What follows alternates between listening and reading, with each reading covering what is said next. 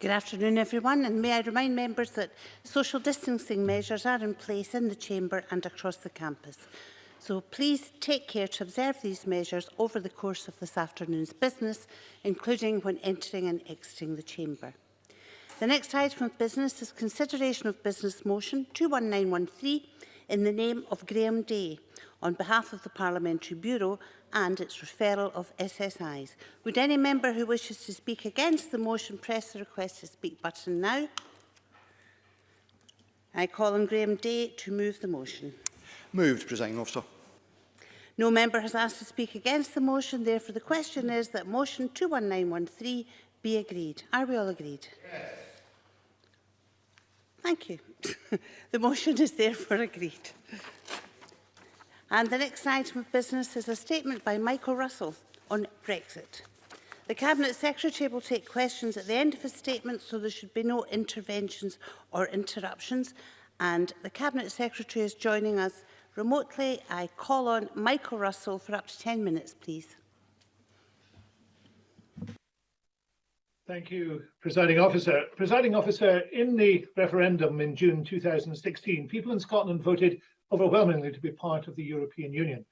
That preference has been reinforced in 2 subsequent UK general elections and in a European Parliament election. Yet on January the 31st this year, the Conservative UK government took Scotland out of the European Union. At the time, they said this was getting Brexit done, but of course it is not done. All that has been agreed was the terms of withdrawal.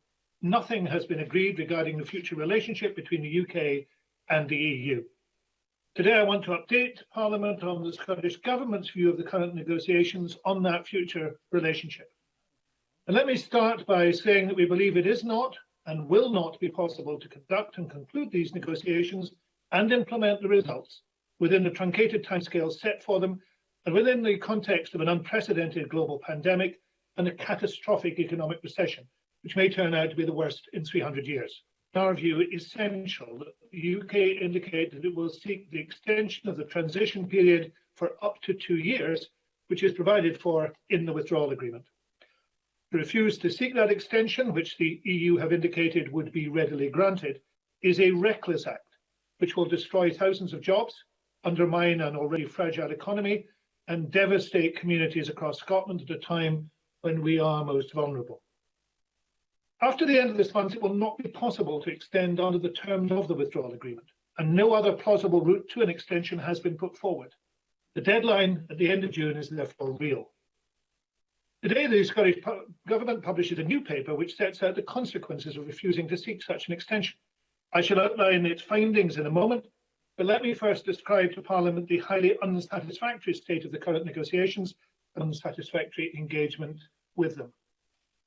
The original end date for these talks was set when the intention of the UK government was to leave the EU at the end of March 2019. That period of 21 months looked very challenging even then. But of course, the UK did not leave the EU for another 10 months. So 21 months has become 11 months. And that time has been further truncated by the effects of the pandemic. So far, there have been only 3 weeks of negotiation, with a 4th round currently underway. The UK negotiating only published on the 27th of February. The draft UK legal texts on which the negotiations are meant to be based were only made available to the other EU nations 2 weeks ago. We had virtually no involvement in producing them, and indeed only saw the legal text with no possibility of changing them 24 hours before they were published. The Joint Ministerial Committee on European Negotiation is, by its agreed and written remit, meant to have oversight of these negotiations insofar as the effect of competencies and I quote, to seek to agree the UK position. In fact, it has met only once since the discussion started in a virtual session on the 21st of May. It previously met in Cardiff on the 28th of January. The UK Paymaster General has conducted 3 sets of briefings for devolved ministers. Despite our efforts, that whole process isn't about influencing what is happening, still less deciding on crucial issues for which we are responsible. It is merely about hearing what is happening. But what is clear, even from these meetings, is that a no-deal outcome has become ever more likely. That's not just because the UK has set its face against accepting a more realistic and sensible timescale. It's also because the negotiations have been so unproductive in accessing the political gulf in positions. The negotiations are blocked on fundamental issues of governance, of level playing field and on fisheries, and in a way that no technical finessing will remedy. Indeed, to many in Brussels, it looks as if the UK is refusing to.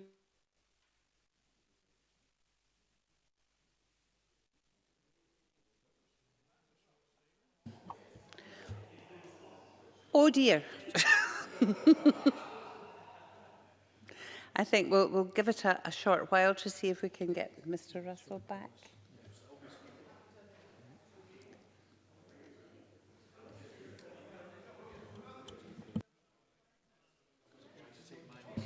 He has returned. Welcome, Mr. Russell. My apologies for that.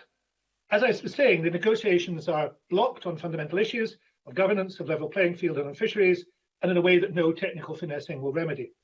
Indeed, to many in Brussels, it looks as if the UK is refusing to negotiate on such key matters. Resolution seems to be far off. The situation was not helped by an extraordinary letter from David Frost, the UK chief negotiator, to his counterpart Michel Barnier. We have long been opposed to the substance of the UK position, but the tone of this confrontational letter was an error of even greater proportions. I made it clear at the JMC that in using it, Mr. Frost did not speak for Scotland, and I do so again now. He certainly does not speak for Scotland in his desire to secure the most unambitious of trade deals, sometimes called a low deal, failing which he seems to be entirely prepared to accept a no deal.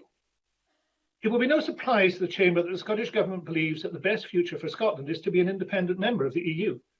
Others in this place differ, but that's not the point at issue today. The imminent danger lies in the failure of the UK to seek an extension coupled with their drive towards a no deal or low deal outcome. In April, Jackson Carlaw said he was a pragmatist on this matter.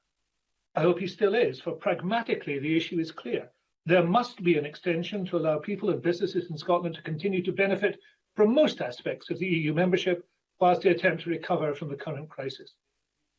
In order to flesh out this very strong case, the Scottish Government has today published a detailed examination of the damage that proceeding with Brexit at this time will cause. For a start, there are thousands of practical problems in day-to-day business procedures, such as inspection and customs regimes to take into account if transition is to end in less than 7 months' time. Even if we knew today the nature of the many agreements are required, this would be an impossible challenge. But we do not know about any of them. Bluntly, therefore, it is now absurd to continue to pretend otherwise. As Caroline Fairbairn of the CBI wrote in an op-ed for yesterday's Politico, for many firms fighting to keep their heads above water through the crisis, the idea of preparing for a chaotic change in EU trading relations in 7 months is beyond them. They are not remotely prepared. Faced with the desperate challenges of the pandemic, their resilience and ability to cope is almost zero. Almost zero. And yet the UK government is pressing ahead. There are also many grave difficulties for government and wider society.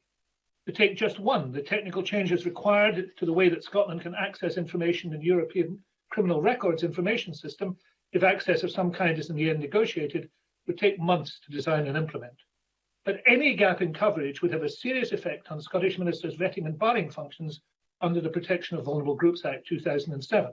That is a crucial element in the protection of children and vulnerable adults. Moreover, this is just one new system to deliver one part of the arrangements for one part of the future relationship. Many, many more are required across the breadth of areas where UK and Scotland cooperate with the EU.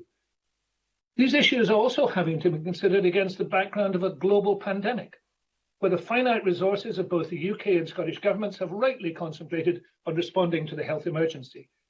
We will have to continue to try to save lives, but we will also have to divert some of our scarce resources into frantic and well-nigh impossible preparations for whatever new relationship with the EU will be thrust upon us at the end of the year.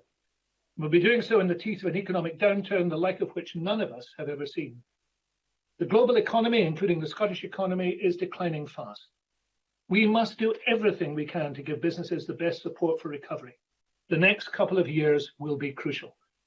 But ending the EU withdrawal transition period at the end of this year would subject Scotland and the UK as a whole to an entirely unnecessary second economic and social shock on top of the COVID-19 crisis.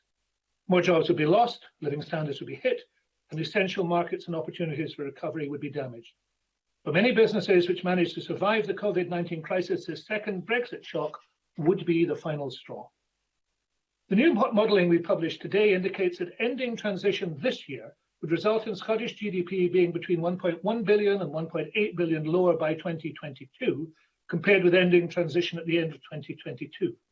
This would be equivalent to a cumulative loss of economic activity of between nearly 2 billion and 3 billion pounds over 2 years. A proportionate impact would be likely for the UK economy. That would obviously hamper recovery from the impact of the pandemic. But beyond this, and in addition to the economic impacts identified, exiting the current transition period before Scotland has emerged from the COVID-19 crisis would actually increase the cost of Brexit to the Scottish economy in comparison to a 2-year extension. And ending the transition period will have further direct impact. There will be lost opportunities to participate in EU-funded programmes, including for COVID and health-related research and procurement. Just last week, the EU Commission proposed a new standalone health programme, EU for Health, aiming to support post-COVID recovery. And given the contribution of EU nationals to our health and social care sector, never has the ending of freedom of movement looked more damaging and inappropriate. Presiding Officer, I understand that many businesses and communities across Scotland have been focused 100% in tackling the immediate impact of coronavirus, but extending the transition should be seen not as a separate event, but as part and parcel of the recovery effort from COVID. In fact, the one action we could all agree on, which would have no adverse effect on the R number, but would protect our economy from severe damage, would be this one. During this crisis, despite our different beliefs, we have come together as a parliament to help Scotland get through this. Today, I hope we can send a message to the UK government in that same spirit of consensus. Do not inflict further unnecessary damage and agree on an extension with our EU partners now, before it is too late. Thank you.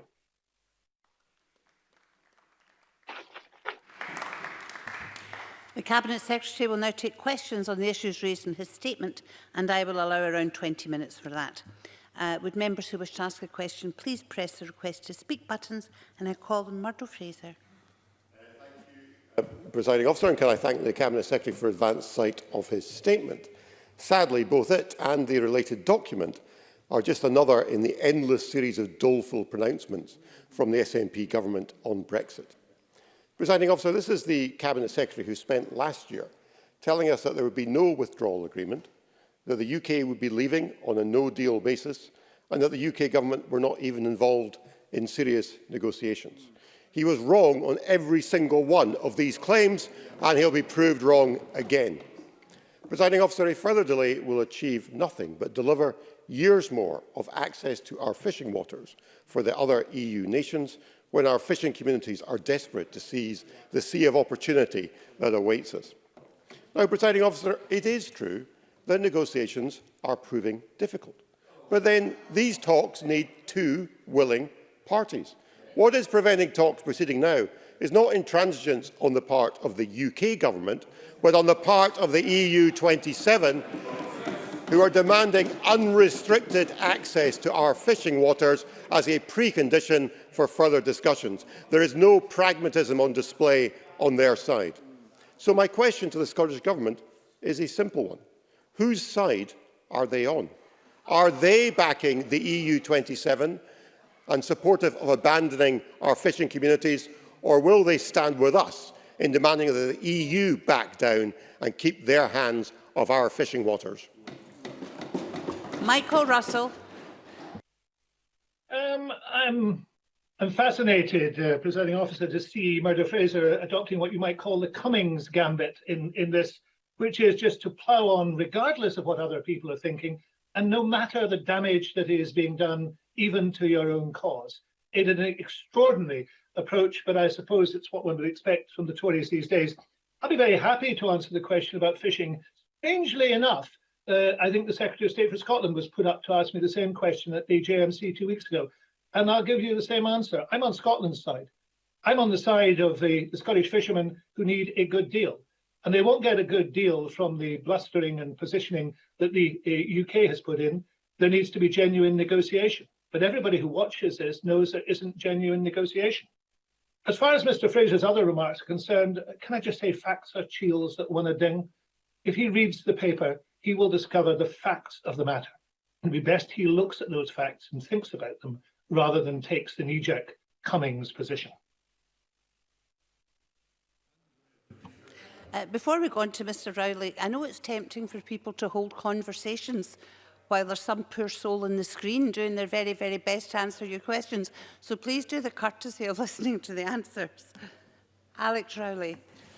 Presiding Officer, as the Cabinet Secretary said, after the end of this month, it will not be possible to extend under the terms of the withdrawal agreement.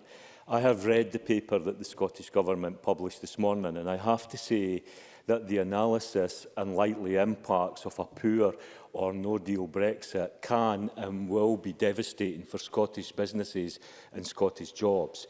And that is why Labour in this Parliament will join with all parties who want to put the interests of Scottish business and Scottish jobs before the interest of a Conservative elite in Downing Street. Scotland is on the brink of an economic crisis that will be devastating for families up and down Scotland. Now that the UK have left the European Union, it is crucial we get a deal that would give us access to European markets and close alignment with the Customs Union. That is why Scottish Labour supports the call for the negotiation period to be extended. Will the Cabinet Secretary use his powers and the powers of the Scottish Government to build consensus across Scotland for an extension? And does he agree if the Scottish Tories put Johnson's interests before the people of Scotland's interests, then they should be exposed for that? Michael Russell. Thank you, Presiding Officer. Can I say that I agree with Alex Rowley? I think the Scottish Tories are already exposed in their behaviours. I noticed that there was no word of pragmatism in what Murdo Fraser said, despite that was a term that had been used by the Scottish Tory leader just a few weeks ago. I'm very happy that we continue to build consensus. I do believe that there is an overwhelming consensus in Scotland, and polling bears this out, that opposes the withdrawal at this time. It wishes to see an extension, but the clock is ticking on that, and it has to be done during June. So I hope that we will all work together, and I would welcome the Tories in this if they were prepared to be pragmatic to make sure that that extension takes place. And I'd be very happy to work with Alex Rowley on that basis, of course. We'll go on to the open questions, and can I remind people to press their button, and we'll have Patrick Harvey followed by Willie Rennie. I'm grateful to the Cabinet Secretary for the advance copy of the statement, and the Scottish Greens certainly agree that the extension to the transition period is very clearly necessary. And it comes as no surprise that the same people who brought us the profoundly dishonest and xenophobic Brexit campaign are the same individuals who have deliberately burned whatever little public trust the UK government had in the COVID crisis by saying clearly that the rules don't apply to them. Can the Cabinet Secretary tell us whether the UK government has yet given any clarity to the Scottish Government on who will pay for the infrastructure, both primary and secondary infrastructure, between Scotland and Northern Ireland, which is only going to be necessary because of the UK government's insistence of maintaining a Brexit position outside of the single market and the customs union. If they've made that position clear, they should be funding the infrastructure that will result from the requirement for a customs border in the Irish Sea. Michael Russell. I thank the member for that question. It is, of course, important that the Northern Ireland Assembly yesterday voted in favour of an extension, and indeed the Welsh Government and I believe the Welsh Assembly will also indicate the same position. So we are once again in that position where 3 out of the 4 countries are saying this should not happen. They have an enormous amount of evidence on their side, well-attested evidence. We've published evidence today. But the UK government, as you say, does not wish to listen to evidence. It doesn't wish to listen to other points of view. It simply wishes to pursue its own agenda, a highly damaging agenda. In terms of the Northern Ireland Protocol, there are many reasons why an extension would also benefit the situation with the Northern Ireland Protocol. It is quite clear that with 7 months left, there is still a vast amount to be done to implement that protocol, and it is simply not happening. But the same principle applies, as I've said before to the member in the chamber. We will not pay for the infrastructure that is required here. There's no reason why we should pay for it. That has to be paid for by the UK government. But it would be far, far better if there was a sense of realism in the UK government and a sense also of how people are actually feeling. It's not just in Scotland. that there is opposition, as I've said, but also in opinion polls.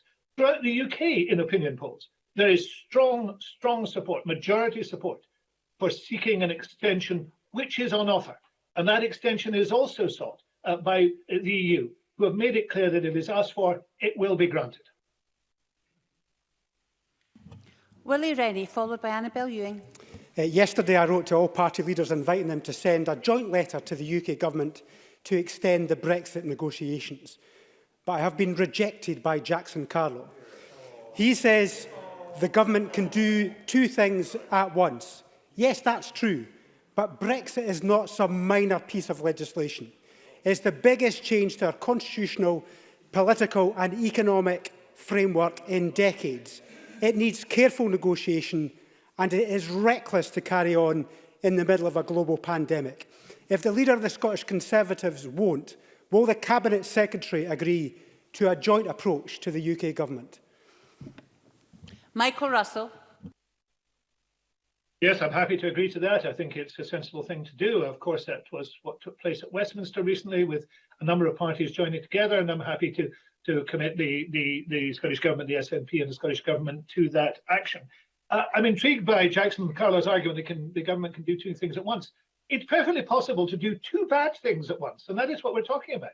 It's inflicting two sets of damage, because we know the inevitable damage that is going to come from COVID. The paper outlines that very clearly, using your figures which were well accepted. But adding to that is a damage of Brexit. And it is not necessarily a good thing that you do two bad things at once. You could actually try to mitigate one of the bad things by doing a good thing. So Jackson Carlo's argument is, I'm afraid, empty. It is threadbare.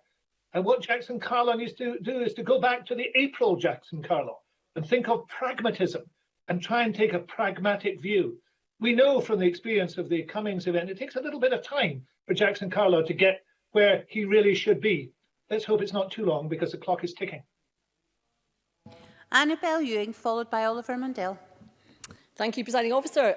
Cabinet Secretary, irrespective of the politics of Brexit, is it rational or reasonable that businesses currently struggling day and daily to survive the COVID-19 pandemic should be subjected by the UK Tory government to the further economic shock of EU exit this December, with all the job losses that will entail? Surely rather we should take the opportunity of the protections of a transition period for up to 2 years, one that could so easily be agreed, such that we could give vital breathing space to our economy. Michael Russell. I entirely agree with the member. It is irrational and unreasonable for the UK government to pursue this course of action. And I do hope that rationality and reason will prevail, because otherwise there will be companies that cannot survive this. Companies that would have survived one shock but cannot survive two shocks. And that will be the fault of those who pursue this. There's no ifs and buts about that. That will be their fault, because there's an action they could have taken which would have helped, would have saved those companies. They're not only refusing to take it, they're doubling down on that refusal. Oliver Mundell, followed by Bruce Crawford. Thank you, Presiding Officer. Doesn't it just give the game away that the only people who want to delay Brexit are the people who didn't want it to happen in the first place? So rather than wasting everyone's time and attempting to dress his latest Ramon Fest up as helpful negotiating advice, would the Cabinet Secretary not be better admitting he simply doesn't want Brexit to happen, and he is perfectly happy, whatever he says, to leave Scotland's fishermen stranded in the common fisheries policy forever? Michael Russell. I'd ask Oliver Mundell to raise his eyes a little and to look round his own constituency and to look at those businesses that will not survive because of the action that he is supporting. That is the additional burden of Brexit upon businesses that are already flat out because of COVID. I notice he and Murdo Fraser keep calling in aid Scottish fishermen. I've made it clear I want to see a good deal for Scottish fishermen, but they too will be disadvantaged by an economy which will be even worse if the government he supports at Westminster goes ahead from this. I'd also point out to him a factual inaccuracy in what he said.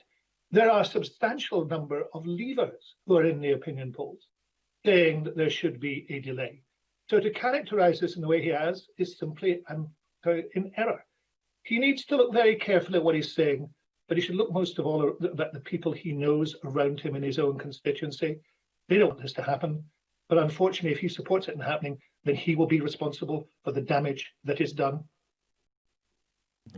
Bruce Crawford, followed by Claire Baker. Thank you, Presiding Officer.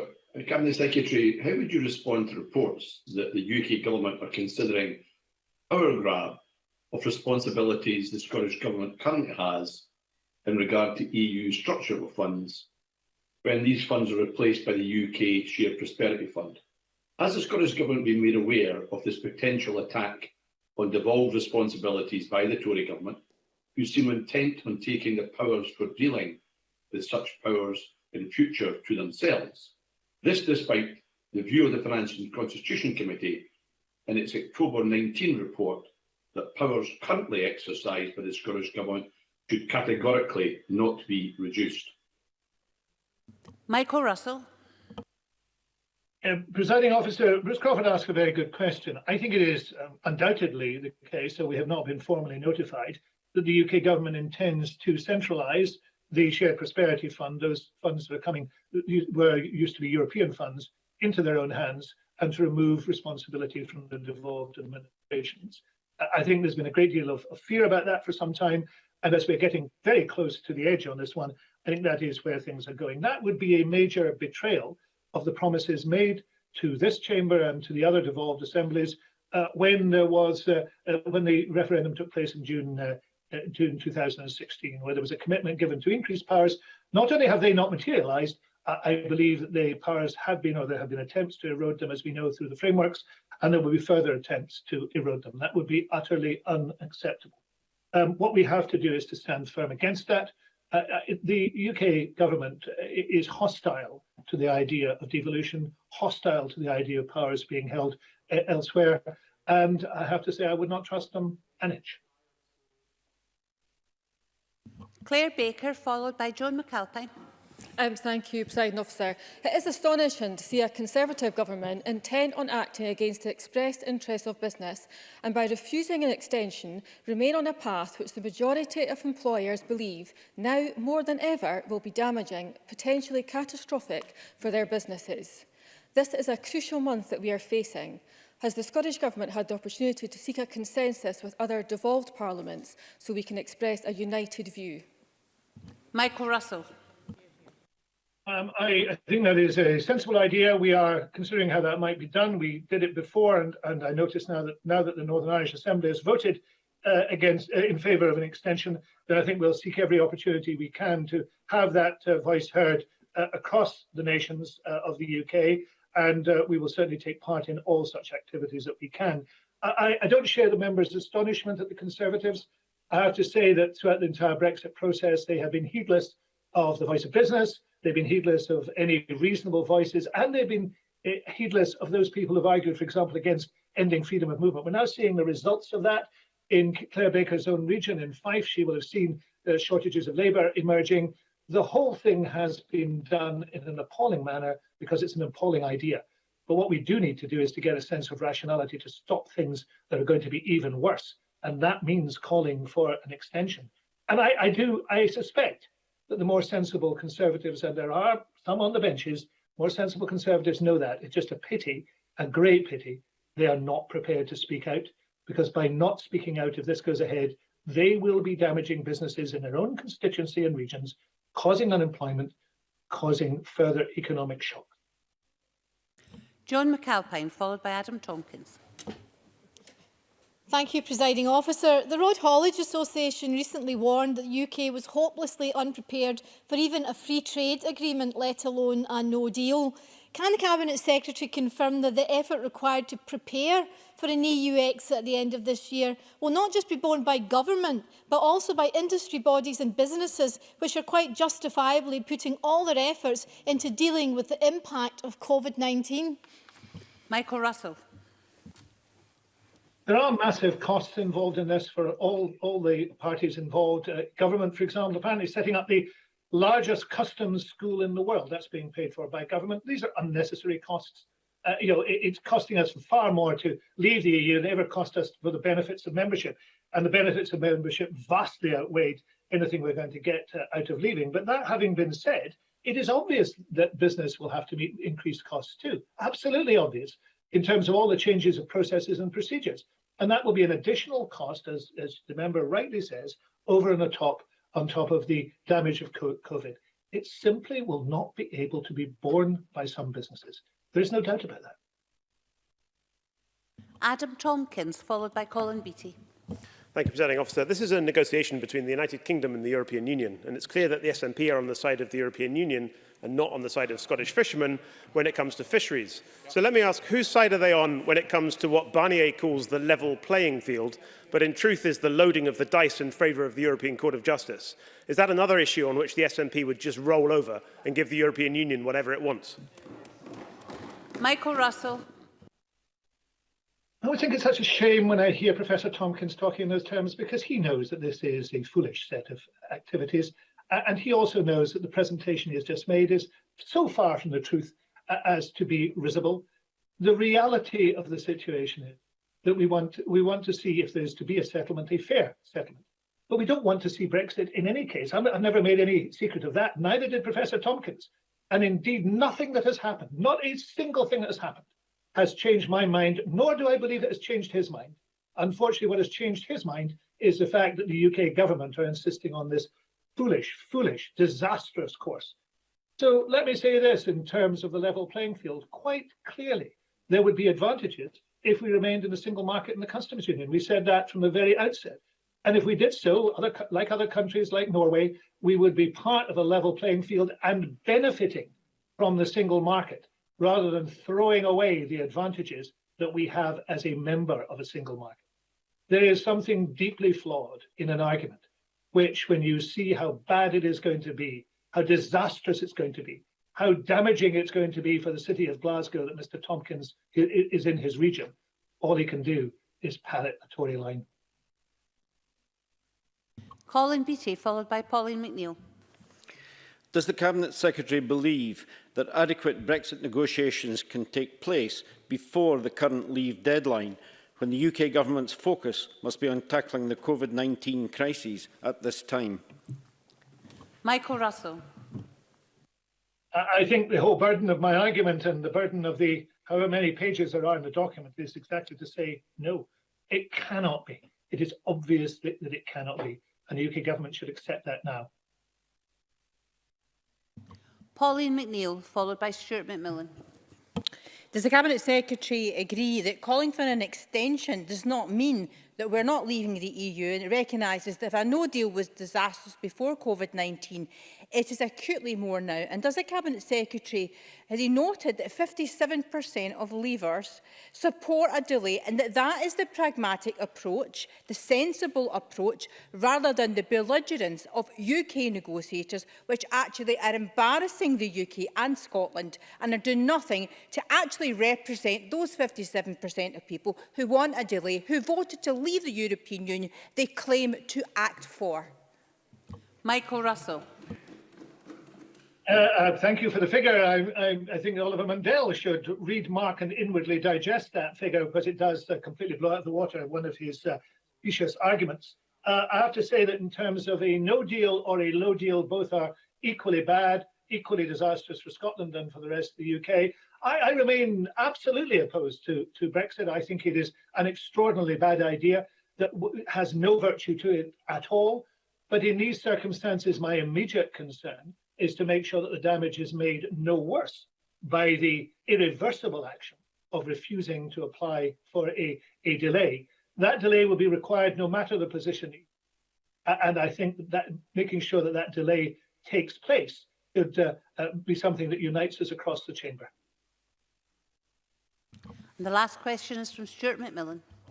Thank you, Presiding Officer. Does the Cabinet Secretary agree with me that a common sense approach to the timing of EU exit is well summarised by the Managing Director of the IMF, who said that the unprecedented uncertainty of COVID-19 means it would be wise not to add more on top of it?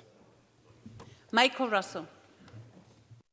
It's absolutely clear that right across the board, both in the UK and elsewhere, across the world, throughout business, through commerce, in organisations, in government, The vast majority believe that a delay must be found, an extension must take place. That is in one corner, that tips the scales massively. But on the other scale is Boris Johnson, Cummings and a few supporters like the ones we've heard today, who for reasons either does not to lose political face or for other reasons which are more nefarious, are determined to proceed. And that will have a cost for every single citizen of Scotland. And on their heads be it, presiding officer, if they refuse to heed the sensible advice we have given today, the voices across the chamber, and the very clear, comprehensive paper which we have published, and well-sourced it is too. That concludes questions on the Brexit statement, and we'll move on to the next item of business.